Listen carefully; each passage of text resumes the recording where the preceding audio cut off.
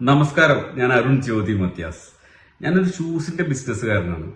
എനിക്ക് 5ഓളം on brands ഉണ്ട്. ഞങ്ങൾ ഇന്ത്യയുടെ പല സിറ്റീസിലും അതുപോലെ GCC കൺട്രീസിലും ഒക്കെ നമ്മൾ സപ്ലൈ ചെയ്തു വരുന്നു.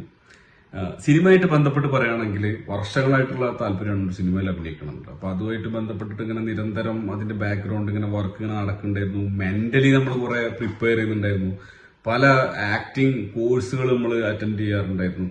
അപ്പൊ അങ്ങനെയൊക്കെ ഇങ്ങനെ പോകുന്ന സമയത്ത് കഴിഞ്ഞ വർഷം ഒരു ദിവസം നമ്മുടെ അഭിലാഷ് ചേട്ടനെ ഞാൻ ഒരു 5-6 വർഷം മുമ്പ് പരിചയപ്പെട്ടാണ്.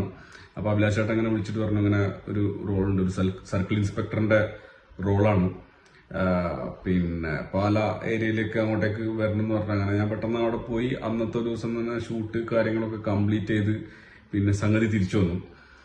അപ്പം ഈ സിനിമ അഭിനയിക്കുന്ന സമയത്തോ ഇത് ചെയ്യുന്ന സമയത്ത് ഇത് ആരൊക്കെയാണ് എന്തൊക്കെയാണ് ഇതിന്റെ കഥകളും കാര്യങ്ങളും ഒന്നും എനിക്ക് കൃത്യമായിട്ട് അറിയില്ലായിരുന്നു. അഭിലാഷ് ചേട്ടൻ അതിന് മുമ്പ് ചെറിയ ഒരു സൂചനയൊക്കെ എനിക്ക് തന്നായിരുന്നെങ്കിൽ കൂടി എനിക്ക് അതിനെപ്പറ്റി വലിയ ഐഡിയ ഒന്നും ഉണ്ടായിട്ടില്ല.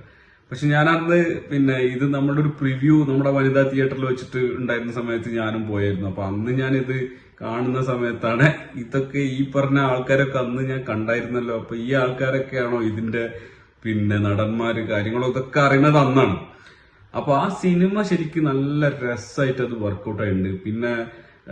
വളരെ ചെറിയ ബഡ്ജറ്റിൽ ആ സാധനം ചെയ്ത് അതിന്റെ എഡിറ്റിങ്ങും കാര്യങ്ങളൊക്കെ നമ്മൾ കണ്ട് കഴിഞ്ഞാൽ അത് വേറൊരു ലെവലില് ആ സാധനം ചെയ്തു വെച്ചിട്ടുണ്ട്.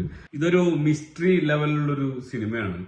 അപ്പോ ഇതൊരു ആ സിനിമ കണ്ടു കഴിഞ്ഞാൽ അതിന് പ്രത്യേകിച്ച് അതിന് പറയാനില്ല, അതൊരു എക്സ്പീരിയൻസ് ആണ്. അത് ഓരോരുത്തർക്കും ഡിഫറെന്റ് ആയിട്ടുള്ള ലെവലിലാണ് അതിനെ ഗ്രാസ്പ് ചെയ്യാൻ പറ്റുന്നത്, അല്ലെങ്കിൽ അവർക്ക് മനസ്സിലാവുന്നത്. അപ്പൊ നിങ്ങൾ ഇത് കണ്ടു കഴിഞ്ഞാൽ എന്തായാലും ഇത് മനസ്സിലാവും. അപ്പൊ ഈ സിനിമ റിലീസ് ആവുന്ന സമയത്ത് നിങ്ങൾ എന്തായാലും ഈ സിനിമ കാണണം, എല്ലാവരെയും സപ്പോർട്ട് ചെയ്യണം.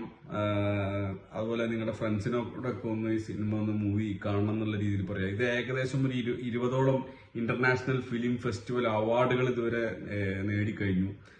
അപ്പം okay, thank you so much, thank you very much.